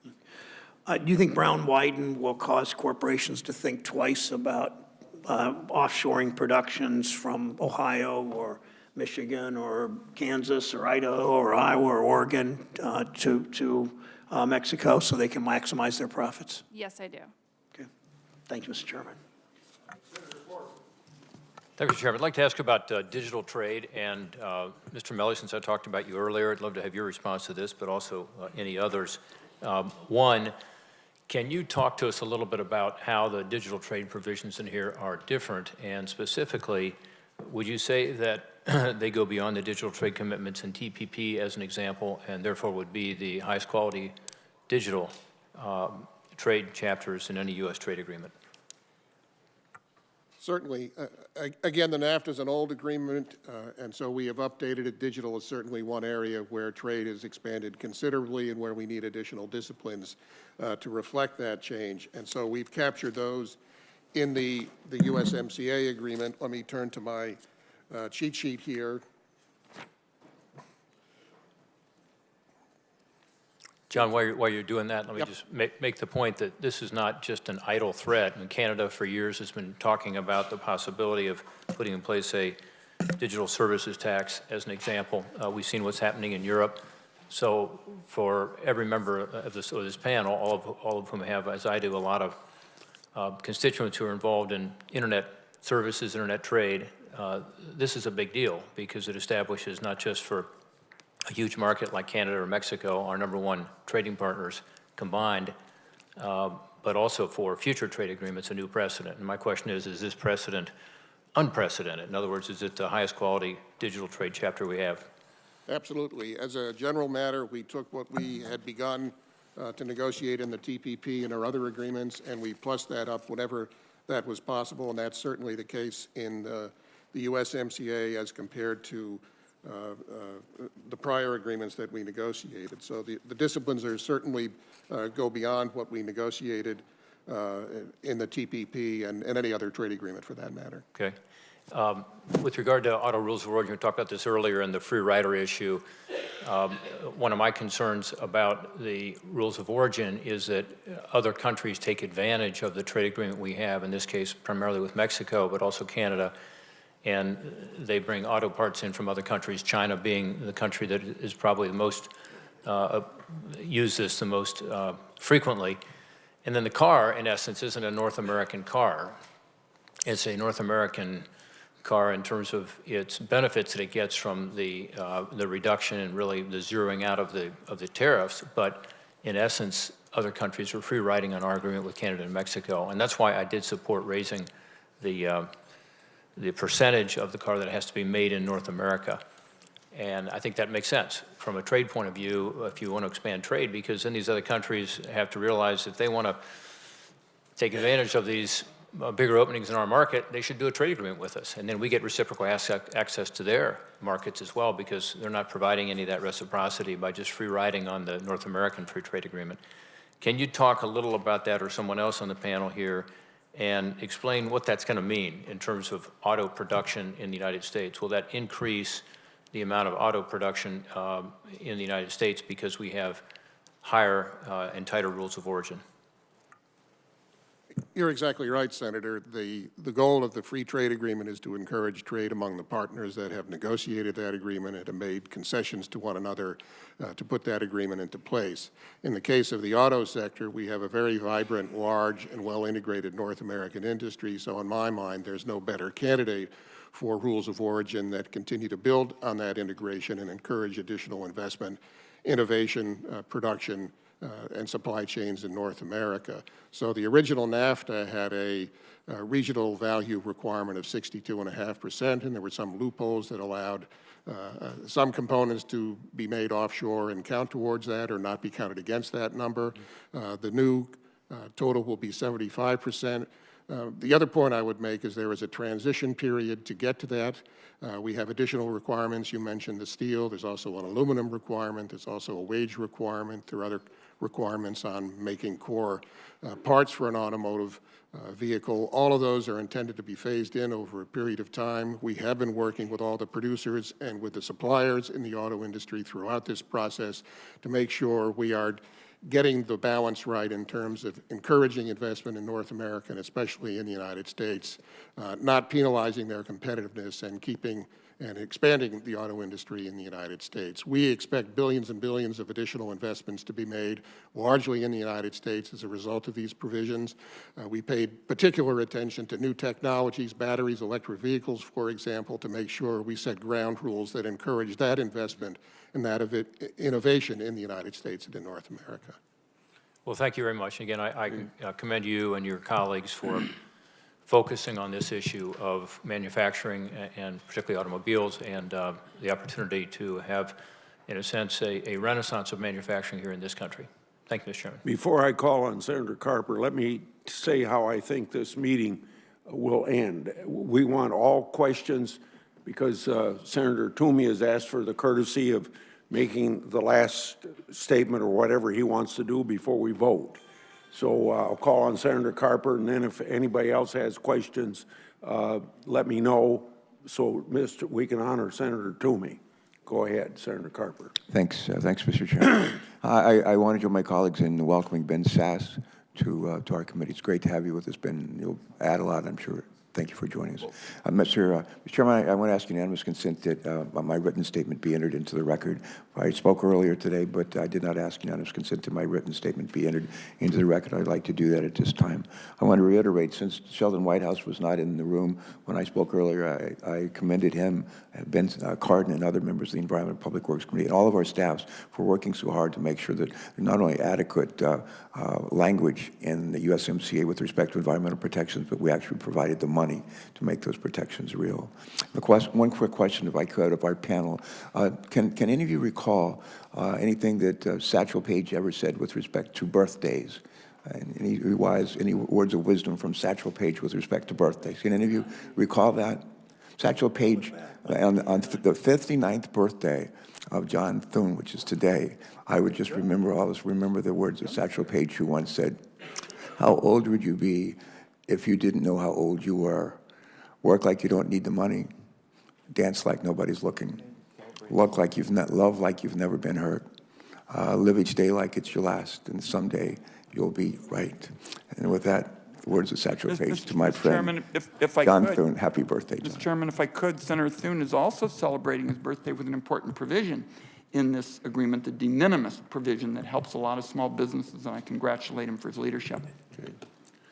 Okay, Senator Langford. I have just two quick questions on this. One Oh, deals by the way, Senator Carper's statement will be entered in the record without objection.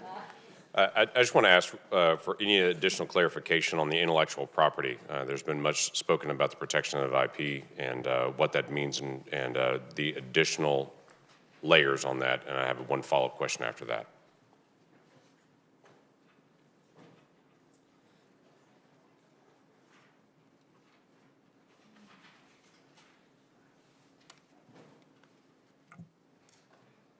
Well, there's a number of improvements we've made in this agreement. Again, the NAFTA is a very old agreement, and in IP terms, perhaps H applies to that. So some of the upgrades that we have included here, the minimum term of protection for copyright works for authorship is plus 70 years and is 75 years from publication. We've added new deterrent civil and criminal penalties for camcording, which has been a particular problem in this area in recent years. There's authority now for border enforcement officials to stop goods that are suspected of being pirated or counterfeited at points of entry. We don't have that authority without this agreement. We have the highest standards. That's for all three nations, by the way. Correct. Yes, all of these would be applied across the board by all three countries. We have the highest standards for procedural safeguards regarding geographical indications. Again, that's an important issue with respect to some other trading partners outside of North America. We've got the strongest standards in any U.S. trade agreement for the protection of trade secrets against misappropriation, civil and criminal causes of action, litigation protections, and so forth.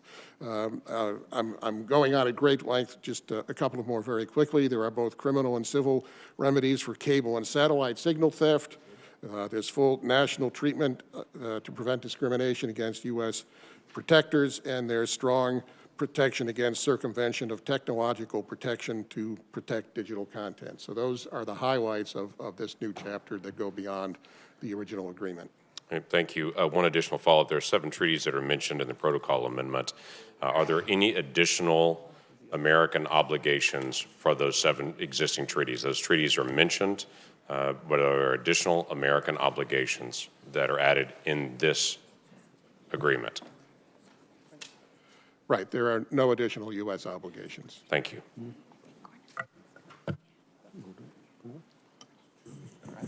Oh, Senator Corner, yes. Mr. Chairman, thank you. I'll be brief. I alluded to this in my opening statement, but I just want to perhaps provide a little additional clarification. Mr. Maley, the concern has to do with the respect to distilled spirits, in this case, Sotol. Apparently, this would also apply to other distilled spirits, but since this is a distilled spirit that comes from 22 different plant species that grow naturally on both sides of the U.S. and Mexico border, there is concern about U.S. recognition of Sotol as a distinctive product of Mexico, and whether it would contravene the purposes of 27 U.S.C. Section 205E, under which the Secretary of the Treasury is charged with developing regulations on packaging, marketing, branding, and labeling, as will prohibit deception of consumers with respect to distilled spirits products. Are you familiar with that issue? I believe that was the subject of a letter by the USTR. Again, I appreciate the chairman working with us on the report language to make sure that the congressional intent is upheld and that deception is avoided. But would you care to shed some light or thoughts on that?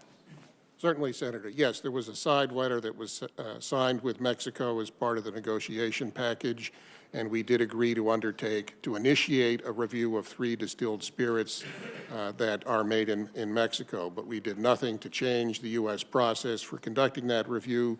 We have no obligation to any particular outcome from any of those reviews, and certainly will follow U.S. law practice, and that includes certainly an opportunity for public comment and participation. Thank you, Mr. Chairman. For those members of the committee who've never consumed Sotol, I would recommend it to them. Okay. Is it okay now to go to Senator Toomey? Senator Toomey? Thank you very much, Mr. Chairman and colleagues on the committee. I'll be very brief. I would just like to engage in a brief colloquy to determine if the chairman and the ranking member agree that the absence of a markup should not be considered a precedent for how we in this committee will deal with future trade agreements under TPA. Well, TPA prohibits amendments and does not require a mock markup. Mock markups are optional. They can be an important tool for Congress to share its views with the executive branch. To fulfill its purposes, a mock markup has to happen before the introduction of a bill. We're obviously well past that now. Congress has shared its views on USMCA for over a year. Critically, this administration has acted in response by implementing bipartisan feedback into the bill. In this very unique situation, there was no time for a mock markup. These unique circumstances should not be considered precedent for future FTA considerations, but we have weighed in formally through hearings and informally through meetings with the administration for over the year. Now we should proceed to deliver on USMCA, which is indisputably valuable to the American people. Senator White. Senator Toomey, I largely agree with the chairman on this, and I would only add that I think mock markups are a valuable part of the process, and I am committed to more mock markups in the future. Now I would like to have the roll call. Would the clerk call the roll? Mr. Crapo. Grable. Aye. Mr. Crapo, aye. Mr. Roberts. Aye. Mr. Roberts, aye. Mr. Enzi. Mr. Enzi, aye. Mr. Cornyn. Mr. Cornyn, aye. Mr. Thune. Mr. Thune, aye. Mr. Burr. Okay, I guess Burr doesn't have a proxy. Oh, aye by proxy. Mr. Burr, aye by proxy. Mr. Portman. Aye. Mr. Portman, aye. Mr. Toomey. No. Mr. Toomey, no. Mr. Scott. Aye. Mr. Scott, aye. Mr. Cassidy. Yeah. Mr. Cassidy, no. Mr. Langford. Aye. Mr. Langford, aye. Mr. Daines. Aye. Mr. Daines, aye. Mr. Young. Aye. Mr. Young, aye. Mr. Sass. Aye. Mr. Sass, aye. Mr. Wyden. Aye. Mr. Wyden, aye. Mr. Stabenow. Aye. Ms. Stabenow, aye. Ms. Cantwell. Aye. Ms. Cantwell, aye. Mr. Menendez. Mr. Menendez, aye. Mr. Carper. Mr. Carper, aye. Mr. Cardin. Aye by proxy. Mr. Cardin, aye by proxy. Mr. Brown. Mr. Brown, aye. Mr. Bennett. Mr. Bennett, aye. Mr. Casey. Mr. Casey, aye. Mr. Warner. Mr. Warner, aye. Mr. Whitehouse. Mr. Whitehouse, no. Ms. Hessen. Ms. Hessen, aye. Ms. Cortez Masto. Ms. Cortez Masto, aye. Mr. Chairman. Aye. Chairman votes aye.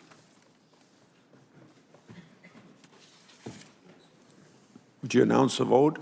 Mr. Chairman, the final tally is 25 ayes, 3 nays. 25 ayes, 3 nays. The bill is reported. I'd like to say thank you to some people. First of all, this is a big bipartisan vote, a reminder that when Congress works together in a bipartisan way, the American people greatly benefit. I want to thank my colleagues again for working with the Trump administration and me and Senator Wyden. I also want to thank members of my Finance Committee trade staff for their very, very hard work. Ranking Member Wyden and his staff have worked with me through this whole process, and I'm grateful for that cooperation as well. I look forward to a vote on the Senate floor, hopefully soon for final passage. Meeting adjourned. Here we are.